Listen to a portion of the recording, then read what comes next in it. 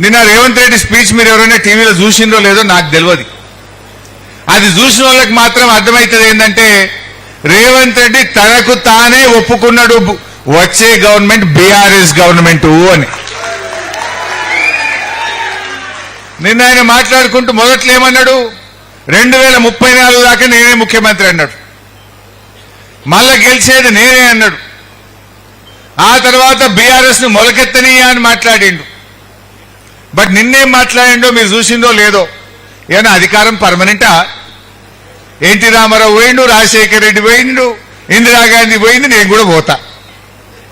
అధికారం నాకు పర్మనెంట్ కాదు అని మాట్లాడిండు. ఇంకో మాట అన్నాడు, ఏ కేసీఆర్ మళ్ళా గెలిచినా కూడా ఏం చెయ్యడు అంటుండు.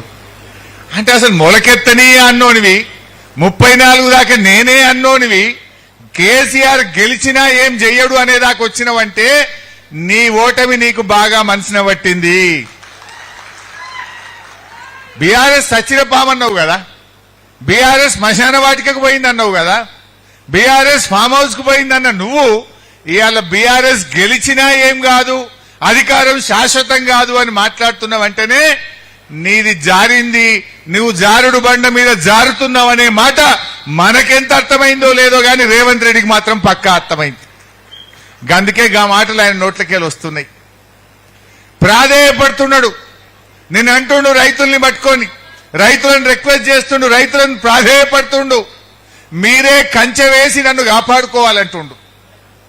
కంచేసట రైతులు రేవంత్ రెడ్డి ప్రభుత్వాన్ని కాపాడుకోవాలన్నట. ఎందుకు నాయన? రైతులను మోసం చేసినందుక, రైతులను అడుగడుగునా వంచినందుక, రైతు డిక్లరేషన్ లో ఒక్కటి కూడా అమలు చేయనందుకు నిన్ను కంచె వేసి కాపాడుకోవాలన్నా రేవంత్ రెడ్డి అని నేను అడుగుతా ఉన్నా. ఏం చేసినావు రైతుల కోసం? కరోనా వచ్చినా, కష్టం వచ్చినా, పెద్ద నోట్ల రద్దు జరిగినా, ఆర్థిక ఇబ్బంది ఉన్నా కేసీఆర్ గారు క్రమం తప్పకుండా రైతు బంద్ వేసిండు, రైతుల్ని కాపాడుకున్నాడు. నువ్వేం చేసినావని రైతుల్ని కంచేసి కాపాడుకోవాలి? 3 సార్లు రైతు బంధు 30,000 కోట్లు ఎగబెట్టినందుకు నిన్ను కంచె వేసి కాపాడుకోవాలనా? యాసంగి పంట బోనస్ ను బోగస్ చేసినందుకు నిన్ను కంచె వేసి కాపాడుకోవాలనా? కేసీఆర్ హయాంలో ఆటో డ్రైవర్ చెప్తే ఇంటికాడ ఎరువులు వచ్చినాయి, ఇలా యాప్లు పెట్టి చెప్పులు లైన్లో పెట్టించి యూరియా కోసం రైతుల్ని గోసబెట్టినందుకు కంచె వేసి నిన్ను కాపాడుకోవాలా? ఏం చేసినావు నువ్వు? ఇలా 24 గంటల కరెంటును 10 గంటలకు తెచ్చి కరెంటు సరిగా ఇవ్వక, నీళ్ళు ఇవ్వక రైతుల్ని ఇబ్బంది పెట్టినందుకు కంచె వేసి కాపాడుకోవాలనా? నిన్న భూముల ధరలు పెంచినావు, రేపో మాపో మళ్ళా భూమికి పన్ను వేస్తాడట. భూమికి పన్నులేస్తా, భూముల రిజిస్ట్రేషన్ వాల్యూ పెంచుతా అని ఇలా ధరలు పెంచి రైతుల దగ్గర డబ్బులు వసూళ్లు చేసినందుకు నిన్ను కంచె వేసి కాపాడుకోవాలనా? అసలు నువ్వు చేసిందేంది? రైతులకు చేసిన ఒక్క మంచి పని చెప్పు. ఇలా కేసీఆర్ గారు రైతు బీమా పేరిట రైతులకు కొండంత ధైర్యాన్ని ఇచ్చిండు. ఇవాళ రైతు బీమా 6 నెలలైంది ఆగిపోయి. రాష్ట్రంలో చనిపోయిన 7,600 మంది రైతు బిడ్డలకు బీమా డబ్బులు అందకుండా ఆగం చేసినందుకు నిన్ను కంచె వేసి కాపాడుకోవాలనా? దేనికోసం కాపాడాలి? నిన్ను కంచె వేసి కాపాడు కాదు, కాగడాలు పట్టుకొని నిన్ను తరిమే రోజులు దగ్గరలో ఉన్నాయి మిస్టర్ రేవంత్ రెడ్డి. రైతులందరూ కాగడాలు బట్టి తరుముతారు బిడ్డ నిన్ను. ఇలా అన్ని మోసాలే చేసినావు. అరే రైతులకు 5 కిలోల తరుగు లేకుండా కరీంనగర్ లేనని వడ్లు కొన్నారే, జేబు దొంగల లెక్క, జేబులు కత్తిరించటం లెక్క ఇలా రైతులకు క్వింటల్కు 5 కిలోల తరుగు పెట్టి రైతుల బతుకులు ఆగం చేసినందుకు నిన్ను కంచె వేసి కాపాడతారా? దేనికోసం కాపాడతారు? ఇలా రైతులకు బాగా అర్థమైంది రేవంత్ రెడ్డి. నువ్వు ఎంత ప్రాధేయపడ్డా, నువ్వు ఎన్ని రకాలుగా మాయ మాటలు చెప్పినా నిన్ను నమ్మే పరిస్థితి లేదు. ఎప్పుడైతే దేవుడు మీద, మా వేములవాడ రాజరాజేశ్వర స్వామి మీద ఒట్టుబెట్టి రైతు రుణమాఫీ విషయంలో మాట తప్పినవో ఆ రోజే నీ పని అయిపోయింది. దేవుడి మీద, రాజరాజేశ్వర స్వామి మీద ఒట్టుబెట్టి మాట తప్పినోని మన రాజరాజేశ్వర స్వామి క్షమిస్తాడా?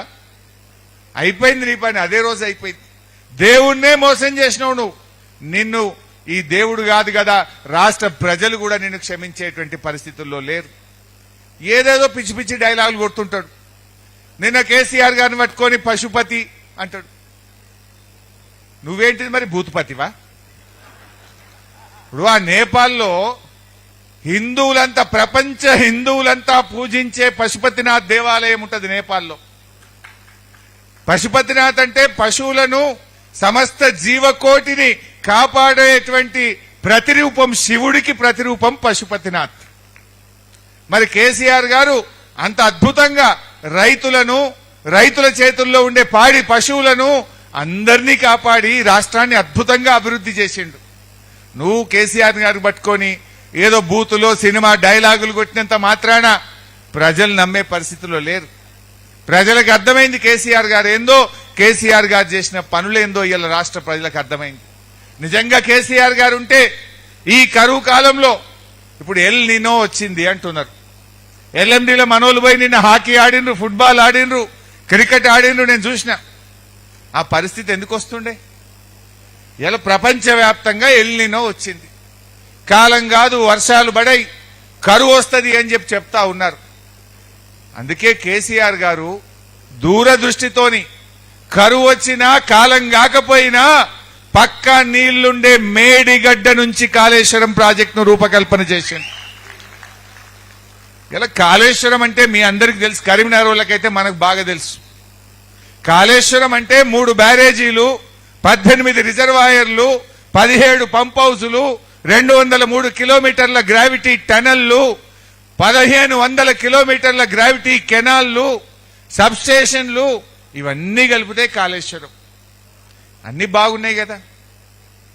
ఇలా ఆ కాళేశ్వరం గొప్పదనం ఏంటంటే దాన్ని 3 భాగాలుగా వాడుకుంటాం. మంచిగా కాలమైందనుకో, మంచి వర్షాలు పడ్డాయి అనుకో, మనం మిడ్ మానేర్ నుంచి మాత్రమే మోటార్లు ఆన్ చేసి కాళేశ్వరం నడిపించుకుంటాం. సగం సగం కాలమైందనుకో, ఎల్లంపల్లి దగ్గర మోటార్లు ఆన్ చేసి కాళేశ్వరం నడిపించుకుంటాం. ఎక్కడ కాలం కాలే కరువు పడ్డదనుకో, గప్పుడు మేడిగడ్డ కాడ మోటార్లు ఆన్ చేసి నడిపించుకుంటాం. పోయిన 2 ఏళ్లు కాలం మంచిగా అయింది. రేవంత్ రెడ్డి అంటాడే కాళేశ్వరం లేకపోయినా పంటలు పండినాయి అంటాడు. కాళేశ్వరం లేకపోతే అడికెళ్ళి పండుతాయి. పోయిన 2 ఏళ్లు కాలం మంచిగా అయింది.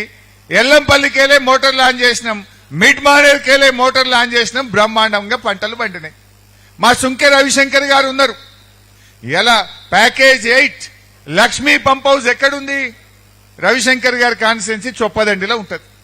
ప్యాకేజ్ 8 లో మోటార్లు ఆన్ చేస్తేనే కదా వరద కాలువలో నీళ్లు పోయి బంగారం వలె పంటలు పండినాయి. కాళేశ్వరం మోటార్లు ఎల్లంపల్లిలో ఆన్ చేస్తేనే కదా మిడ్ మానేర్లోకి నీళ్లు వచ్చినాయి, మిడ్ మానేర్లో నుంచి ఎల్ఎండిలోకి నీళ్లు వచ్చినాయి. ఇలా ప్యాకేజ్ 6 లో ఎల్లంపల్లి గాని, మేడారం దగ్గర ఉన్న పంప్ హౌస్ గాని, లక్ష్మీ కెనాల్ దగ్గర ఉన్న పంప్ హౌస్ గాని, ఇవన్నీ కూడా కాళేశ్వరంలో భాగంగా కట్టినాయి కావా? ఇది కాళేశ్వరంలో పెట్టిన మోటార్లు, కాళేశ్వరంలో తవ్విన టనళ్లు కాదా? ఒక బోగస్ ప్రచారం. కాళేశ్వరం పోయింది, కాళేశ్వరం పోయింది. కరీంనగర్ వాళ్ళకైతే బాగా తెలుసు మిడ్ మానేర్ ఎవరు కట్టినరు. Package 6, package 8 Medaram pump house, లక్ష్మీకి పంప్ హౌస్ ఎవరు కట్టినరో తెలియదా?